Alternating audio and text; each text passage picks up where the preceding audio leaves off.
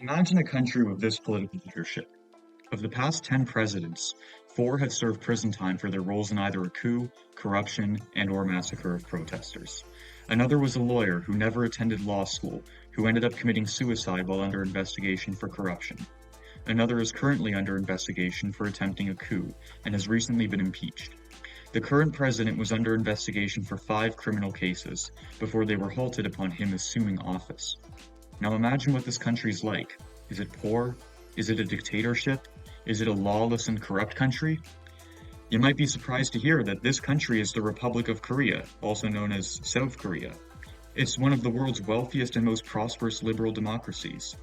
It might perplex some people then to wonder how such a rich country could have been so developed and maintained such a glamorous position on the world stage, given its long history of criminal presidents. In this video, I'll investigate the role of the Constitution of South Korea in contributing and in challenging the ability and likelihood of presidents properly executing their duties to the Korean people and the attempts to limit that power in the future. Article 70 of the Constitution of South Korea says that the term of the office of the president shall be 5 years, and the president shall not be re-elected. This rather stringent limitation suggests that the Korean constitution is focused on limiting the powers of the president. However, the opposite is true. South Korea has often been described as having an imperial presidency, wherein the president is the most powerful political figure by far and rules without much legislative accountability. This conundrum necessitates explanation. Why are South Korean presidents simultaneously so powerful, yet so restrained in their capacity to seek additional popular mandates? The answer can be found in the historical analysis of the centralization and extension of presidential power by South Korea's earlier presidents. The founder and first president of the Republic of Korea was Syngman Rhee. Although himself a believer in liberal democracy, his manner in conducting his administration was heavily biased in his own unilateral presidential powers. Rhee rejected the cabinet system of government, prevented the consolidation of power in political parties, and severely restrained the power of both the parliament and its prime minister. Therefore, Rhee set a precedent that the power structure in South Korea would be highly centralized within the presidential apparatus, rather than distributing power within parliament or the cabinet, thereby making himself and his office the most powerful within South Korea. Then, in 1961, then-General Park Chung-hee overthrew the South Korean government in a coup, and promptly purged the political class to appoint his own loyalists committed to his economy-first policy. Initially, the Park administration appeared to be democratic, reinstating presidential elections in 1963, which Park only won narrowly.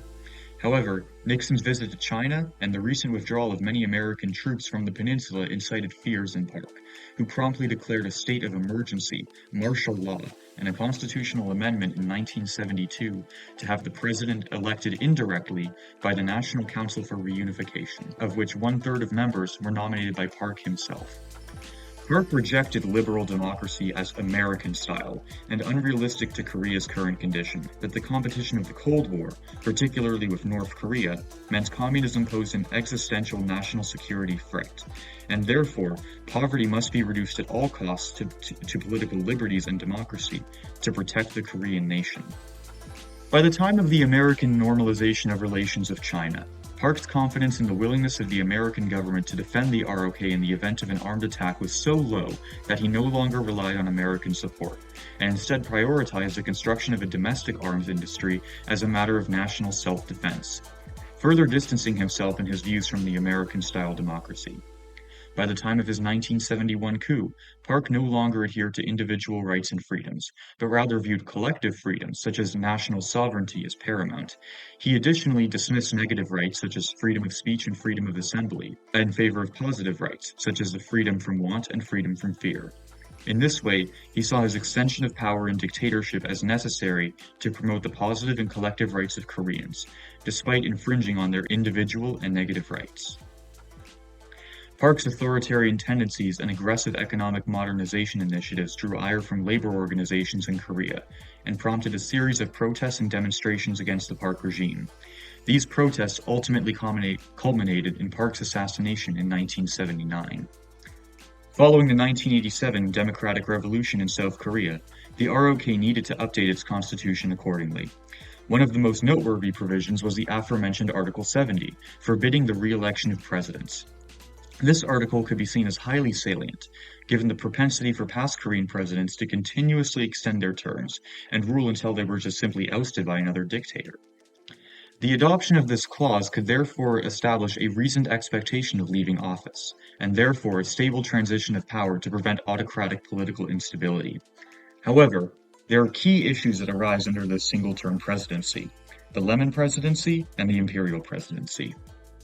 The Lemon Presidency is a term used to describe presidencies where most legitimacy and action comes from the personal character and goals of the president, him or herself, rather than the democratic institutions of the office. In such a system, the judicial system often works on the behest of the president. An imperial presidency is a president who rules above all other lawmaking bodies, and can essentially unilaterally dictate national policy. The term was originally coined by Schlesinger, who used it to describe the increasingly unilateral power of American presidents against Congress since World War II. In the ROK, the Lemon Presidency and the Imperial Presidency combined to yield a rather predictable, yet disappointing outcome for the Korean people time and time again. South Korean presidents continue to follow this pattern. A president is elected, is quite personally popular, and stacks the civil service with appointments. The president can then do as he or she wishes for the first year or two with minimal opposition. However, sometime before the 5-year term ends, bureaucrats and parliamentarians realize the president's term is nearly finished, and they can't be re-elected. Therefore, the bureaucracy and parliament start being antagonistic against the president and don't allow any new substantial legislation to pass. The post-democracy period of presidencies greatly exemplifies the unsatisfactory combination of the imperial presidency and the Lemon Presidency. In particular, the administrations of Lee Myung-bak and Park Geun-hye heavily personified their administrations. Some scholars argue that the Lee and Park administrations presided over democratic decline due to their grandiosity or sense of superiority over democratic institutions, such as the judicial system. Specifically, Lee and Park both use Article 78 of the Constitution, stipulating the president appoints and dismisses public officers under the conditions prescribed by the Constitution and law. These public officers include the Senior Presidential Secretary for Civil Affairs, who has the power to intervene in prosecutions, the Prosecutor General, and the Chief Justice. The Chief Justice of the Supreme Court in the ROK recommends 13 Associate Justices of the Supreme Court and can appoint up to 3,000 other local judges. These powers can nearly guarantee that politically motivated prosecutions will be legally successful and shield the president from criminal charges. The first example to illustrate the Lemon Presidency in action is Lee Myung-bak's extension of presidential power. Upon lifting a ban on U.S. beef imports and subsequent protests, Lee ordered the prosecution of the protesters and the investigative reporting program that questioned the validity of lifting the ban. As protests grew, Lee ordered the prosecution of former President Roh, who eventually took his own life. Lee would also continually threaten defamation lawsuits against news agencies that reported negatively on the government's economic progress, and crack down on protesters violently, even without clear charges. Another example of the Lemon Presidency in action is the Park Geun-hye administration. Upon assuming office under the guise of being a staunch opponent of corruption, Park appointed Woo Byung-woo, who later would cover for Park in corruption scandals involving the undue influence of a private citizen, Chung Yun-hoi, on presidential appointments, in collaboration with the Supreme Prosecutor's Office. Under the Park administration, those in the National Intelligence Service who unduly promoted Park's election were acquitted, while an opposition lawmaker had their party forcibly disbanded due to perceived sedition threats. Chief Justice Yang Sung-tae was also accused of intentionally promoting conservative and pro-Park judges at the expense of more liberal judges, ultimately culminating in his imprisonment in 2019 and Park's impeachment for her misconduct. One factor common to both Lee and Park, however, is their method of posturing as democratic-minded candidates during elections, then shedding the mask and acting in manners that promote democratic backsliding. One could chalk this up to the one-term limit the ROK imposes on its presidents. Presidents who can't be re-elected never have to face the opinion of voters regarding any aspect of their term, whether that be their economic vision, social policy, or their impacts on the independence and functioning of democratic institutions.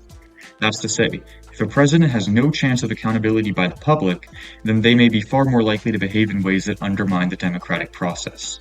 Recently, some Korean politicians have sought to change the ROK constitution away from a heavily presidential system that allows the president essentially complete power over the state apparatus for a limited time, with no public accountability, to a more limited but long-lasting role.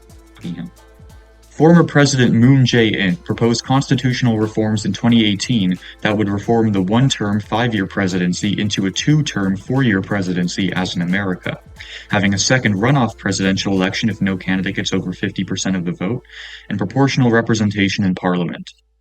Moon also proposed to limit the powers of the president and how the Supreme Court justices are selected, institute more local government autonomy, and decentralize some presidential powers to other bodies. However, Moon's proposal was contested both by conservatives in opposition and an independent parliamentary group. The conservative proposal would limit presidential powers to focus mostly on foreign affairs, while domestic affairs would be left to parliament and a stronger prime minister, with greater proportional representation. The Independent Commission proposed an upper house or Senate with regional representation in a bicameral legislature and abolishing the right of the president to introduce legislation in parliament.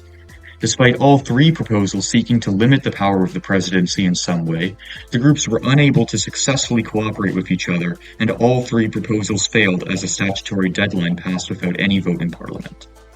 Recently, the debate on constitutional reform in Korea has been invigorated.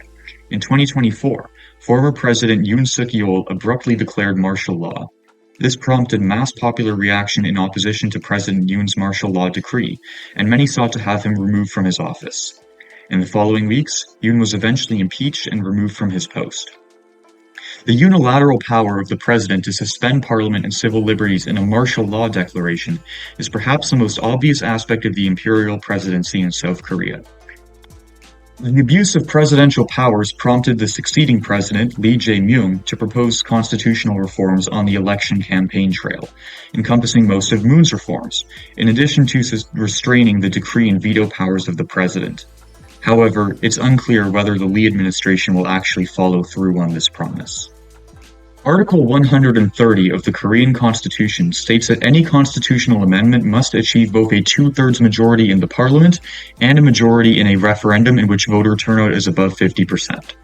The desire for reform is palpable, with available polling showing that 56% of Koreans want to reform the presidential system with its single 5-year term and excessive power, and 64% want to limit presidential veto power. Despite public desire and apparent political desire for reform outlined earlier, no constitutional amendment has been passed since 1987. The main reason for the lack of change, despite its popularity, is the stark political divide in Korea. Neither liberals nor conservatives want to give credit to the other side for passing constitutional reforms, and reform proposals often appear in contrast to the perceived abuses of the president of another party. In conclusion, the single-term limit in South Korea is widely unpopular today, and has justified and contributed to the imperial presidency and the lemon presidency in South Korea. Presidents can use their large powers against the democratic system, but as their term progresses, their authority and capacity for legislative power diminishes. This single-term limit was engendered following a long procession of unstable democracies and dictatorships, imbued upon Korea by a series of presidents, such as Syngman Rhee and Park Chung-hee, who systematically expanded the powers of the president at the expense of the separation of powers, occasionally extending their terms to rule for long periods of time. The 1987 Constitution sought to limit this abuse of power through the single-term presidency. However, modern Korean politicians and voters alike wish to reform the system into the future to allow for a longer-serving but more limited presidency, although it is unclear whether they will succeed.